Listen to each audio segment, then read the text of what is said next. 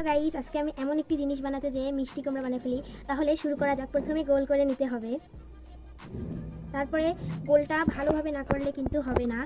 তারপর একটু হলে চ্যাপটা এরকম করে নেবেন। দেখছেন আমি কীভাবে বানাচ্ছি। তারপর এমন এমন করে দেবেন। দেখবেন এগুলা যদি মোটা হয়, এগুলা মোটা ছাড়া কিন্তু মিষ্টি কুমড়াটা হবে না। আপনার কতক্ষণ লাগুক সমস্যা নেই, কিন্তু আপনাকে মিষ্টি কুমড়াটা ভালোভাবে বানাতে হবে। তাহলে প্রথমে এরকম করে যেভাবে আমি কেটে নিচ্ছি আপনাদের কিন্তু মনে রাখতে হবে, নাহলে আপনারা কিন্তু বানাতে পারবেন না, তখন আবার আমার দোষ দিবেন না।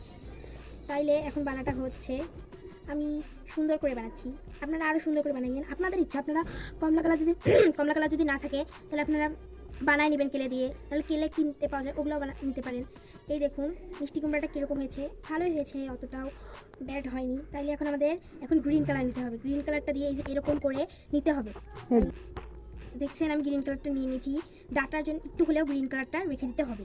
আবার ভুল করে আবার গ্রিন কালার নেবেন, আবার করবেন, অত তো বেশি টাইম নেওয়া যাবে না। তাইলে আবার গোল করুন। অনেক সহজ মিষ্টি কুমড়া বানানো। অনেক বাচ্চারা বলে যে মা আমি মিষ্টি বানাবো, আমি মিষ্টি কুমড়া বানাবো, পাচ্ছি না, কিন্তু জানে না যে এত সহজ। মোবাইল ছাড়াও অনেকেই বানাতে পারবে। আপনারা প্লিজ প্লিজ শেয়ার করে দিবেন ও আমাদের করবেন। আপনারা ছাড়া আমরা কিভাবে আগাবো, আপনারা না আগালে আমরা কিভাবে এরকম করে আগাবো। আপনারাই যদি আমাদের ভরসা না দিন আমরা কিভাবে করবো। আপনারা প্লিজ আমাদের ভরসা দিন।